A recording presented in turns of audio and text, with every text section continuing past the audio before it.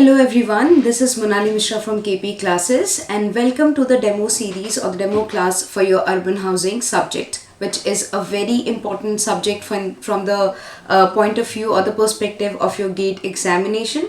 So in today's demo class, we will try to understand a very important concept of urban housing with the help of a few previous year questions.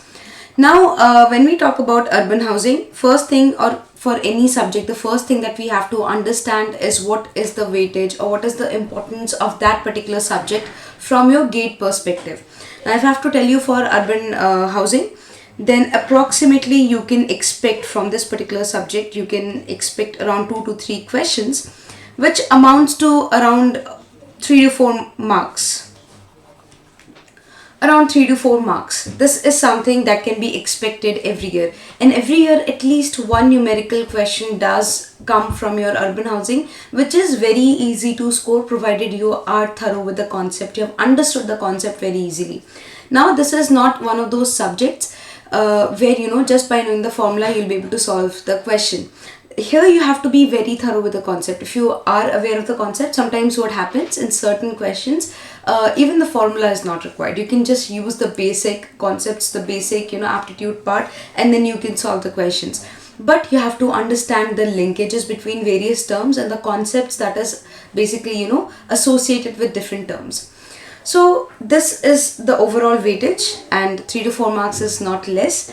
Also very easy to score if one's concepts are clear. Now the types of question that you can expect from urban housing, just giving you a brief idea about this subject as a whole. Then theory questions plus numerical questions. Both can be expected from your urban housing. Now when we talk about numerical questions, without fail every year numericals are asked, sometimes 1, sometimes 2. And theory questions are also asked. Now if I talk about, let me first tell you the syllabus point of view, because as you are a bit aware of the new GATE pattern, we have 3 divisions in GATE examination. First is your general aptitude, then you have second part, that is part A, you have that is for the common part, and part B is further divided into 2 sections, that is part B1 and B2. B1 is your architecture and B2 is your common planning part. Now this is a choice that you make in the examination, whether you want to appear for the planning part or whether you want to appear for the architecture part. That is not something that you have to do beforehand. That is why we always advise that you should do a complete rounded kind of a preparation. Why? So that option, the choice is open for you in the examination. In order to make that choice that okay, I'm able to score more in architecture, let me take up this, or let me attempt this particular section. In order to have that choice open, you should be having a complete whole rounded preparation. You should not segregate between planning and architecture. Moreover, one more important reason why we don't segregate, and it's very difficult to segregate, is the fact that there are a lot of subjects, and one of those subjects is your urban design, in which it is very difficult to very specifically segregate the subtopics, because a part of urban design falls under your common part, and a part of urban design not urban design, but a part of urban housing falls into your common part, and a part of urban housing falls into your planning part. So it is very difficult to segregate very specifically that this is up till this point will be asked in common part, and up till this point will be asked in your planning part. That is why we try to study the subject as a whole and keep the options open for whichever part we feel comfortable in the examination. Now as I told you, as per the syllabus, urban housing comes both under your common part and your planning part. Now, some of the important topics from which questions have been asked previously. Now, in class, we don't just look into the questions or the sections or the topics from which questions have been asked previously, but we also look towards the extra, aspects of it. The reason for this is every year in GATE examination, without fail, they do ask questions which are a little bit, out of the box, which are not exactly as per the GATE syllabus. They are as per the GATE syllabus, but very loosely. That is why we have to be aware of those extra, concepts, a few extra things, so that we have some kind of an upper hand, as compared to our other peers who are appearing for the same examination. That is why we always try to cover a little bit extra. But if I have to give you some of the important topics from which questions are asked each year without fail, then those will be, first of all, numericals. Numericals from topics such as FAR. Then you have housing shortage. Then you have number of unit calculation.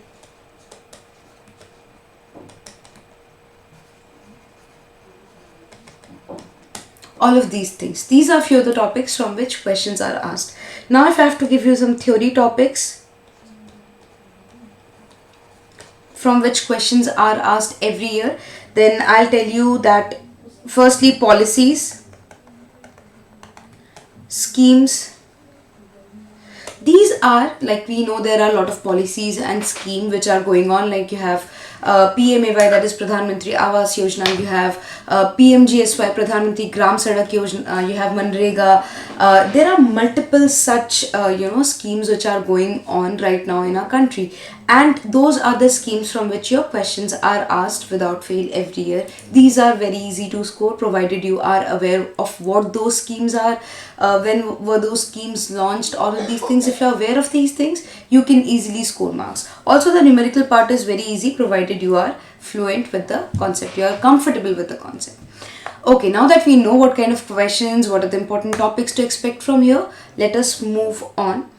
Now this is the syllabus which is given by GATE for your urban housing, this entire thing. Now we don't exactly follow the sequence that is given in the syllabus. We go right from your base level, very basic stuff, and then we go up to building your foundation. And obviously all of those things are substituted, or you can say are backed up with your previous year question paper. Whenever we try to understand a concept, we try to implement that concept with the help of your previous year question paper. That kind of helps us to understand a bit, what kind of questions are asked, first of all, from that particular section, and secondly also it helps us to solidify the understanding about that concept. So previous year question papers are something that we always do in the classroom to help understand that particular section, that particular concept a bit more completely, you can say. Now little bit of introduction about urban housing I'll give you, because it's very important to understand why are we studying things about urban housing, and we'll look a little bit into evolution very quickly, and then we'll get into a very important concept. But before that, introduction. Now, why do we, the first question is, why do we have to study about urban housing? What is the use of studying about the housing aspect or the housing condition? Now, when we talk about housing, or we talk about housing amenities, then this is a very important indicator. Your housing conditions, your housing amenities that are available in your country. It's a very important indicator to understand about the well-being of a person in that country. Now, you can say the overall growth, the overall development is kind of impacted by that. How does that happen? See, when we talk about developed countries, when I tell you about America, let's say, so what kind of houses do you can visualize? Basically, you have those huge houses, they have a huge lawn in front of them, they have a driveway, a beautiful garage, nice car parked outside. That is the kind of image that you have in mind.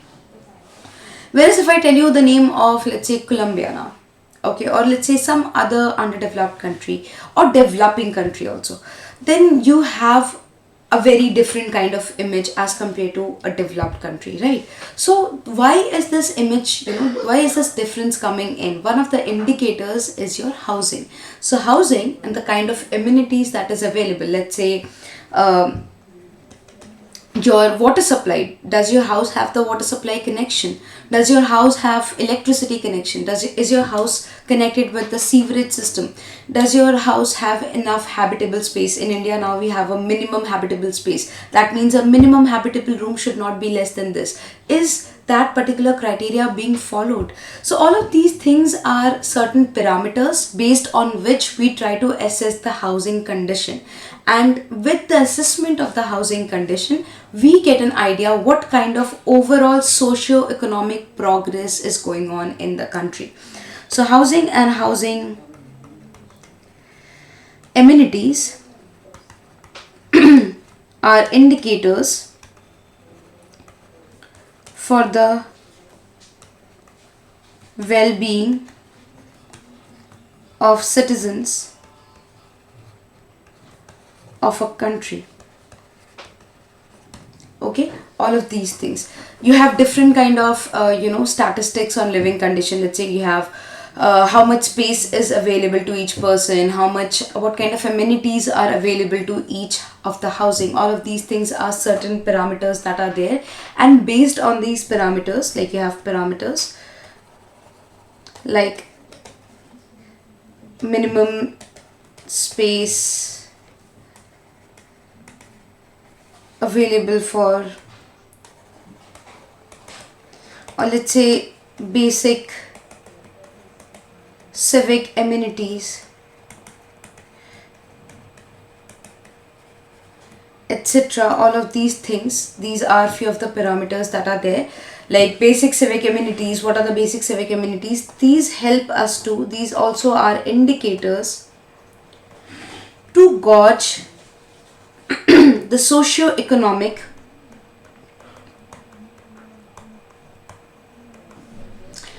progress of a country. Okay, this help us to gauge how much socio-economically your country has progressed. Now, if we talk about India, then the real estate segment or the real estate sector is the second largest contributor to the GDP of India. So definitely the real estate sector is very important. The housing sector is very important when we talk from Indian context. Okay. So this is the reason why we study about the housing, condition in our country. This is the reason why we study about this particular subject. Also, when you take up urban planning after this, you'll study about housing in depth. All of the concepts of housing shortage, affordable housing, everything we'll be covering. Now, to understand what kind of evolution we had. Now, see, if India was ruled by different people at different times. Now, before the advent of Europeans happened, before the Europeans came in, basically, we had different rulers all over the place. Now, not just we were ruled by different peoples, but India was also a place where one of the earliest civilization was found, like Indus Valley civilization. And when we think about Indus Valley civilization, we think about planned city, properly planned city, use of proper modular bricks. Everything was accurately planned. You had underground drainage system, covered drains, everything was planned. Central sewerage, all of these were there. So when we talk about back in 3000 BC, when we talk about this civilization, Indus Valley civilization, the cities of the settlements of Mohenjo-daro and Harappa, we talk about well-planned cities. After that, we had multiple rulers ruling us. We had the Mughals, we had the Marathas, we had the different Rajputs who were ruling in different parts of the country, and each of these people had their own architectural style. The Marathas had the Vadas, the Mughals had the Indo-Islamic style, the Mughal style. Okay, all of these styles were there. So each emperor or each ruler had their own thing going on in their particular area wherever they ruled. So that kind of a overall housing system was prevalent at that point of a time. And after that, Europeans came, and when Europeans came, they had their own style of housing. One of the very important, now see, even with the Europeans, advent of Europeans, we had the Dutch, we had the Portuguese. So all of these people, they came in at different areas in our country, and they, contributed something from their own culture to that area. Now finally, one of the very important contributors to our Indian history, you can say, were the Britishers, and they came in and they brought something called your bungalow style. Now with bungalow style of housing, it is a very specific kind of housing with veranda all around the place, 1-2 story high, all of these things. So they brought in this particular kind of housing. So all in all, you can say we were ruled by different people at different times, and they had their own cultural, to some extent their own cultural styles going on even in your housing. Now in 1991, that is how we will understand this. 1991 is a very important era. The 1990s was the era of, let me just write 1990s. The 1990s, so before 1990s, we had a very different kind of a situation that was going in, and then after 1990s, we had a very different kind of a situation which was going in. So before 1990s, we were ruled by different people, and they had their own cultural, contributions to the housing sector. In 1990, this particular time was a very important time. It was an era of economic liberalization. You can era of economic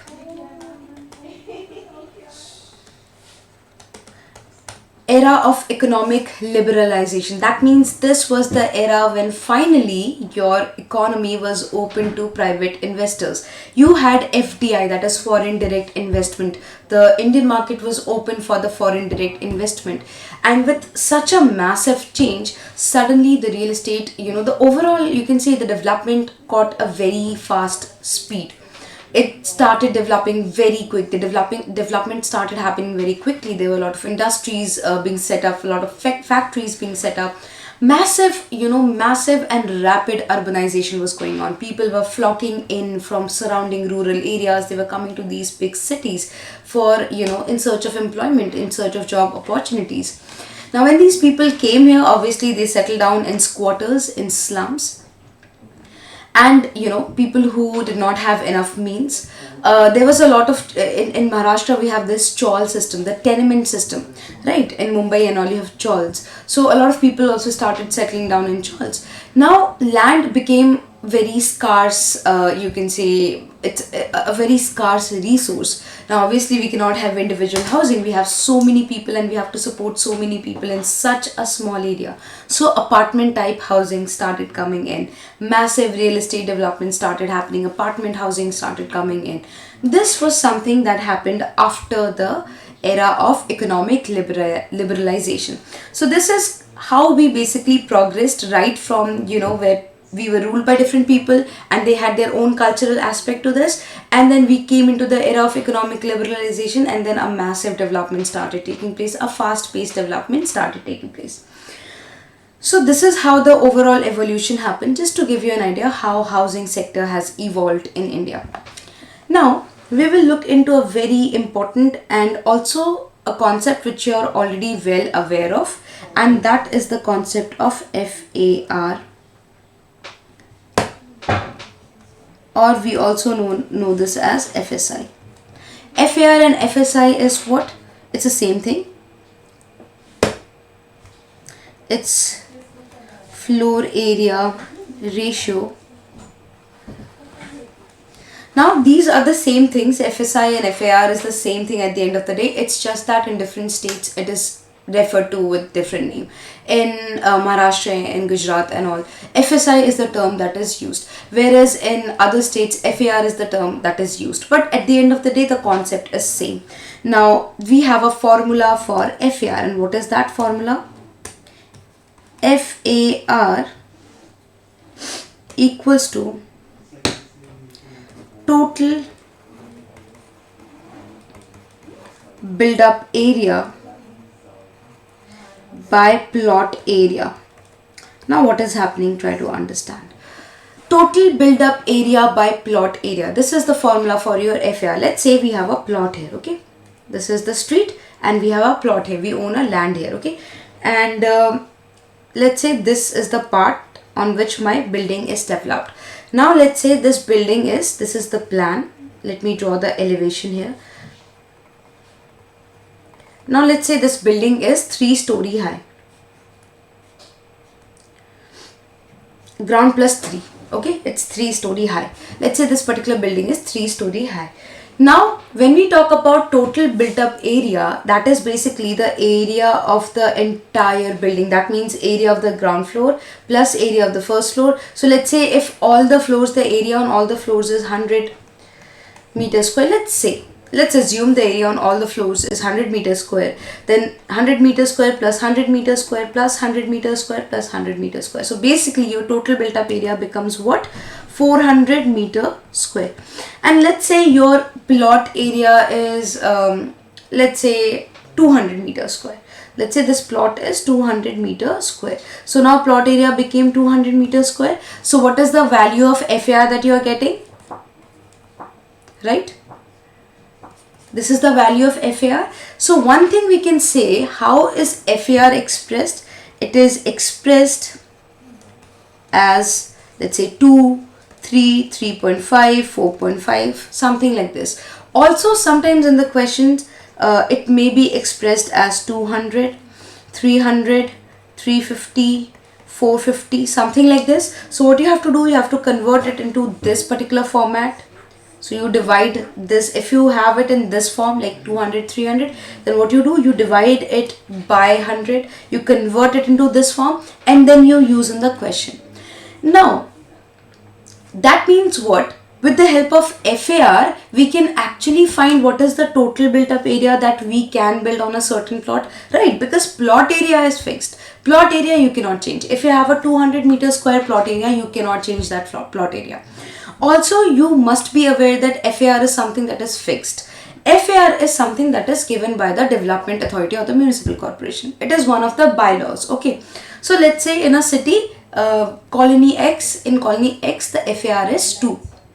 If the FAR is 2 and I know my plot area, then I can easily calculate what my total built up area will be. That means how much area can I build on that particular plot. This is what we can calculate with the help of FAR. So, maximum permissible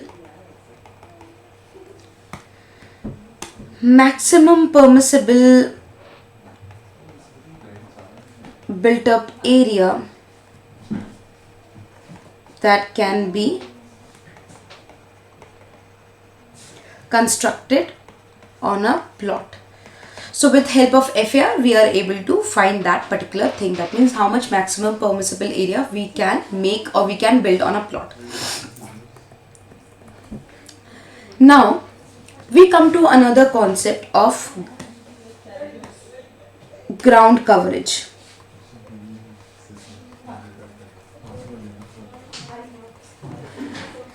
Ground coverage is what?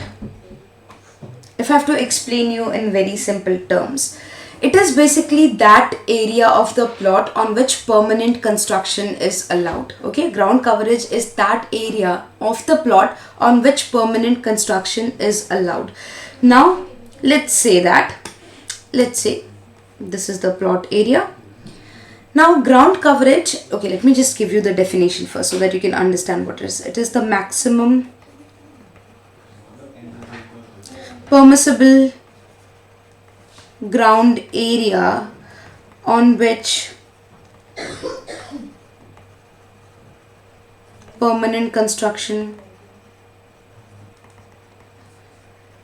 can be done. And how is this expressed? It is expressed as, let's say, 30%, 35% in form of percentage.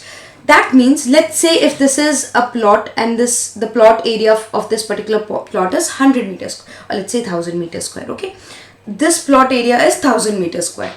If the ground coverage for this particular plot, let's say, is 50%, let's say the ground coverage is 50%. That means what? You can only cover 50% of this particular plot with permanent construction. That means out of this 1000 meter square area, only 500 meter square area can be used for any kind of permanent construction. Okay, now when we say about permanent construction, we definitely do not include any kind of let's say garden area, any kind of pool area, any kind of utility or let's say any kind of electricity cabin, any kind of utility area, the guard booth. All of these things are not included in your permanent construction. Okay, so this is what your ground coverage means. Now, ground coverage and your FAR, these two are the things which are fixed.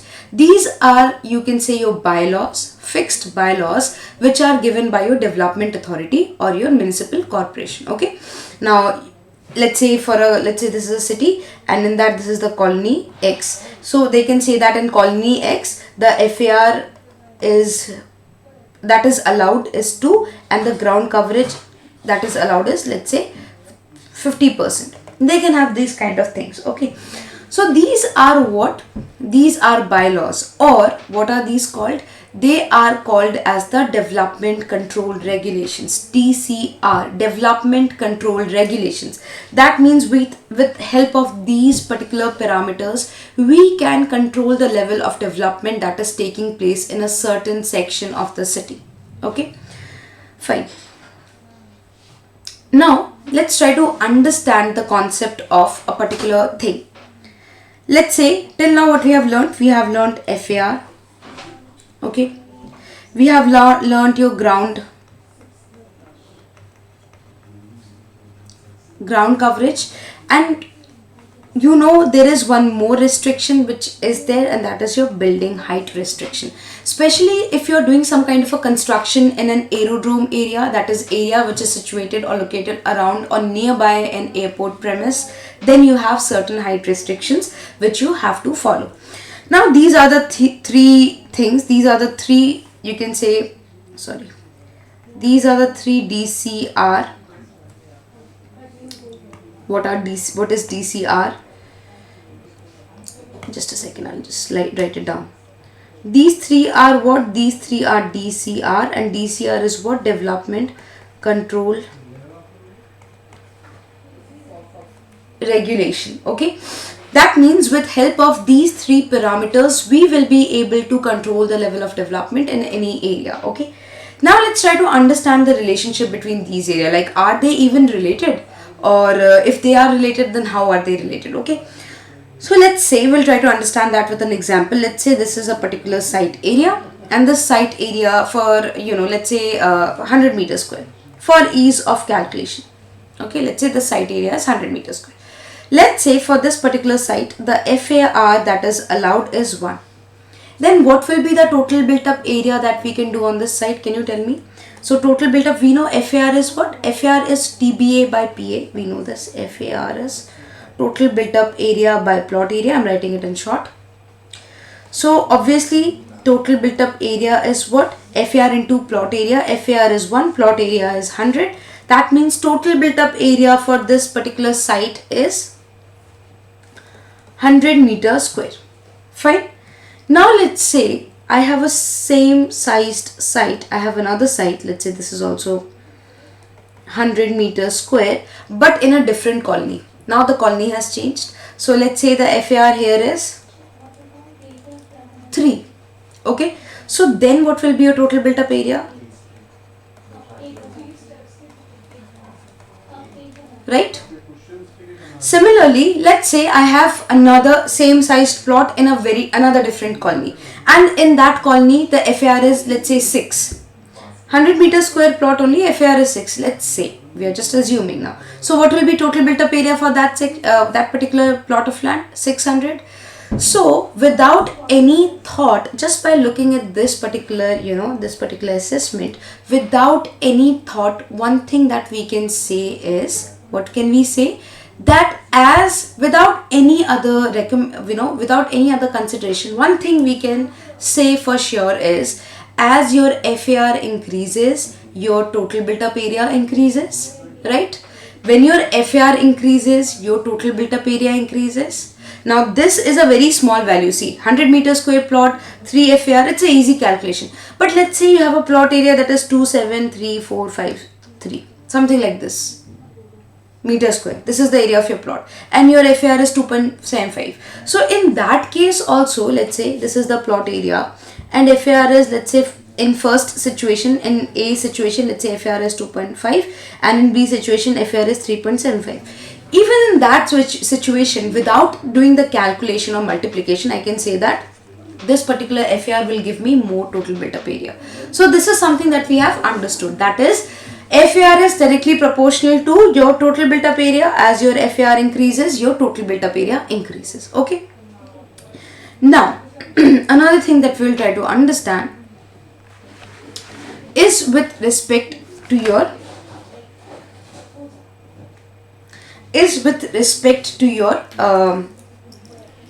ground coverage. Now let's say that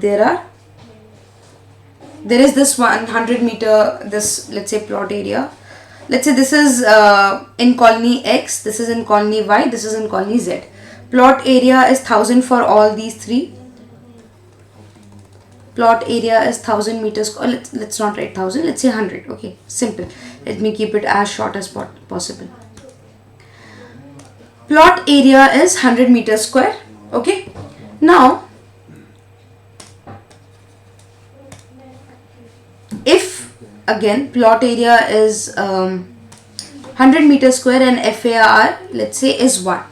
Okay, plot area is 100 meters square, FAR is 1. So obviously total built up area that we will have is what? 100 meters square, right? It will be same for all. Obviously plot area is 100 in all three, FAR is 1 for all three. That means what? Total built up area will be the same for all these three conditions. Now let's say that the ground coverage here is 100%, the ground coverage here is, let's say, 50%, and the ground coverage here in colony Z is 25%. Okay, so if ground coverage is 100%, that means I'm allowed to cover my entire plot area. And how much built up area I have? 100 meters square. Plot area is 100 meters square. So how many floors can I build on this particular land? One floor. By building one floor, I'll be able to achieve the total built up area, right? Okay, let's go to colony Y. Let's try to construct in colony Y where ground coverage is 50%. That means in order to utilize the entire total built up area, how many floors do I have to build? 2 floors, 50 meters square and 50 meters square, right? Similarly, now if I go to colony Z where your ground coverage is 25%, there, in order to utilize this total built up area completely, how many floors do I have to build? 4 floors, 25, 25, 25, 25, right? So what do you understand with this is ground coverage is in no way related to your FAR. That means with the change of ground coverage, your FAR is not going to change. Ground coverage does not have any impact on the FAR. But yes, ground coverage does have an impact on your building height, right? Just with the reduction of ground coverage, your overall building height is increasing. So can we say that FAR is not related to ground coverage in any way?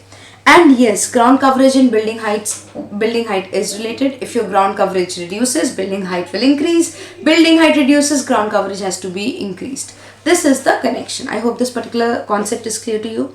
Now I know you must be thinking this is very simple. Why are we even studying this? There is a particular reason why we are studying this. Okay, so let's try to look into a question. This was a question which was asked in 2005 in the previous year question papers. Let's try to understand, or let's try to implement whatever concept we have learned from this particular question. Now what does this question say? This question says that a plot of land measuring 25 by 40 meter has a ground plus 4-storied building. That means ground and then 4-story. That means total 5-story, you can say. Okay, with uniform floor areas. That means floor area on every floor is uniform. If the land has been utilized to its fullest and FAR is 250, calculate the permissible ground coverage. They want us to calculate the ground coverage. Okay, fine. Now let's try to first see what is the built up area and everything. Only then I'll be able to calculate the ground coverage, right? So we have the plot area. Plot area is given to us. Now the plot dimensions are given, we can calculate the plot area. So 25 meters by 40 meters, that means 25 into 40, that amounts to 1000 meters square. That is your plot area, right? FAR is given as 250. Remember what did I tell you? When FAR is given in hundreds, you have to divide this by 100 and you have to convert it into this kind of a form. So FAR is 2.5. This is what we will use. Now with the help of FAR and PA, can we find the total built up area? 2.5 into 1000. Your total built up area is 2500 meters square. Now I'll just write the formula here, that is FAR equals to total built up area by plot area. This is the formula that we have utilized here. Now even though you know this formula, still I would require you to write down this every time you're practicing, so that by the time in process of that practicing only, this formula is embedded in your mind. Okay, so that you don't have to put in much efforts after this. Fine, this is what your total built up area is. Now we know the total built up area, but we have to find the ground floor area. So remember, what did I tell you? What is total built up area? Basically something like this. This is the ground floor. 1, 2, 3, 4. Sorry, 1, 2, 3, 4, 5. This entire thing is 2500. But I need to find this one the floor area of one particular floor. With that I will be able to find the ground coverage, right? If I find this area of one floor, that will give me the ground coverage of the building. So I know how many floors are there. There are 5 floors. From that particular thing, can I calculate what will be the area of one floor?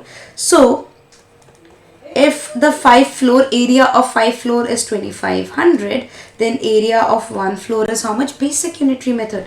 2500 by 5, 500 meters square, right? This is the value that we are getting by doing this. That means this particular area of one floor is 500 meters. Now can we directly convert this 500 meters into percentage? Why? Because they are asking us ground coverage, and ground coverage is expressed in terms of percentage. Remember I told you. Okay, so ground coverage will be what? 500 is the ground coverage, and what is the total plot area? 1000. And since we are converting it into percentage, so we'll multiply it by 100. So when we do all this, we solve this particular thing, what we get? 50%. So A is the right answer. I hope this particular question is clear to you. Now we will go to our next question, which was again asked recently. This was asked in your previous year question 2020. Okay, let's try to see what the question has demanded from us. The question is saying that a developer would like to select a residential plot of 3000 meters square for group housing in a city. Different options with varying development controls are given. In every group housing plot, 15% of the floor area ratio, 15% of FAR over and above maximum permissible FAR has to be utilized for economically weaker section units, EWS unit. The maximum built up area available from the options given below is, what is the maximum built up area? I have to give. Okay. Let's try to actually understand what the question means. I know it's a huge question. Don't get intimidated. Very simple solution. The question says that there is a developer. Let's say there is a particular developer, and he wants to make a housing project in a city. And what is the area for the plot that he wants to select? He wants to basically do this housing project on a 3000 meter square plot. So he has to select this 3000 meter square plot, and different options with different development controls are given. Okay, ground coverage and FAR. These are the different options. Option 1, 2, 3, 4. Now remember I told you in a city, in different areas there are different ground coverage and different FAR. Let's say this is a city. Okay. Let's say this is 1, 2, 3 and 4. These are the 4 areas. 3000 meter square, 3000 meter square, 3000 meter square plot is available in all these 4 areas. Okay. But the ground coverage and the FAR in area 1 is 30 and 15, 1.5, sorry. The ground coverage in area 2, ground coverage is 20% and FAR is 2. In area 3, ground coverage is 40% and FAR is 2. And in area 4, ground coverage is 15% and FAR is 30. Now they are asking that which area should he select, 1, 2, 3 or 4, provided that I can get the maximum built up area. These are the different options, and obviously if I am a developer, I would want to have the maximum built up area because I want to build as much as I can. So in order to have that maximum built up area, I need to select an option that is giving me a maximum built up area. So which option is giving me a maximum built up area? They are asking. First I have to choose the option. Only then I can calculate the maximum built up area. I have the plot area, I have the FAR, I can calculate the total built up area. So I have to choose this option. Now, if you remember, some time ago we just tried to understand a concept or a relation between ground coverage and your FAR. So if you have understood that concept and if you have paid attention to that concept, you know that ground coverage has nothing or no relation to total built up area. Any changes in ground coverage is not going to change the total built up area whatsoever. Remember, let me go back to this slide. Remember, this ground coverage is changing, but your total built up area is 100 meters square only. It is not changing, right? So if you remember that, one thing you can very easily do is you can cross out this particular column. This is not a useful information for us. Okay. Now another thing we understood from the question previously, from that particular concept, which the slide that I went on to right now, that as your FAR increases, your total built up area also increase. So just with that particular concept, I can say the maximum FAR will give me the maximum total built up area. And which is the maximum FAR here? Option 4, that is 3.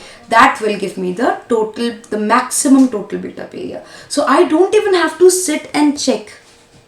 Now at home you have time, but in examination you won't have time to do all these things. You have to be very quick. So I can very easily, or I can straight up calculate total built up area for your option 4, and that will give me the maximum built up area. Okay. Now the thing that you have to understand and you have to keep in mind here is one more thing that they are telling you.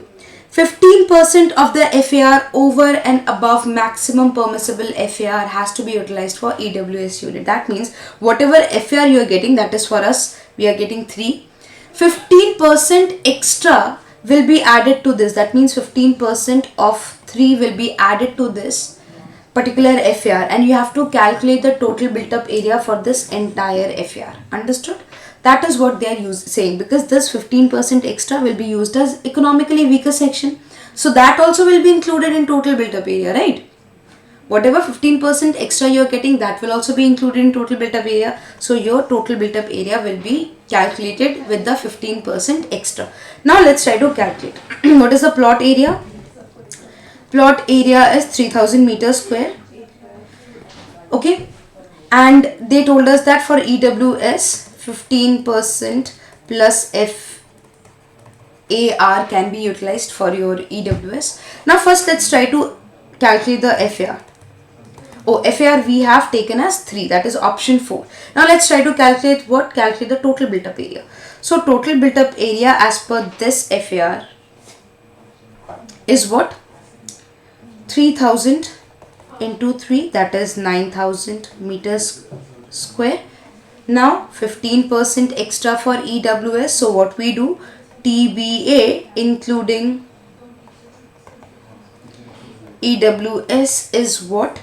15% of this 9000 plus 9000.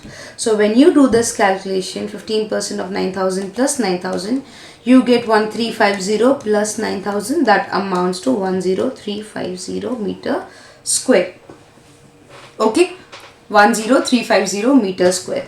Now this 15%, you can either calculate 15% of the total built up area and add it to the built up area, or you can calculate 15% of 3 and then add it to 3.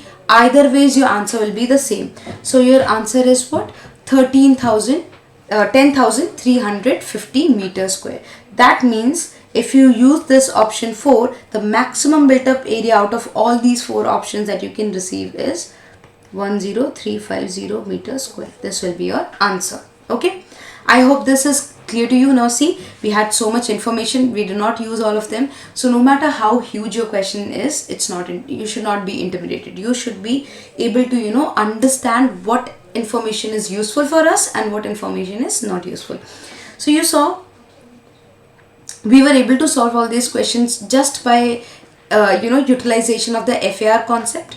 So this is all for your urban design demo class, but then in our regular session we go through each concept like this in detail, and we try to further solidify our understanding in that concept with help of previous year question papers. Apart from that, this entire how we approach your classes is we have divided, or basically you can say that I have divided urban housing into particular sections, particular modules, a number of modules. Let's say of a certain number of modules. Once you're done, let's say 30-40% of the urban housing is done, we give you sectional test 1. Then again, after 30-40% of completion, we give you sectional test 2. And then after the completion of rest, we give you sectional test 3. That means whatever you have learned up till that particular module, let's say the first 3 modules, after that you get 1 sectional test. Again after next 3, you get again another sectional test based on whatever you have learned in those 3 modules. And once you're completed with the entire class, at the end of it, you get a full length test that is based on the entire subject of your urban housing. That means it will include theoretical questions, numerical questions, all in all. So this kind of helps you to further have an understanding of this particular subject and understand the concept much more in detail. I hope this class was helpful and you have understood the concept in this very clearly. Thank you very much.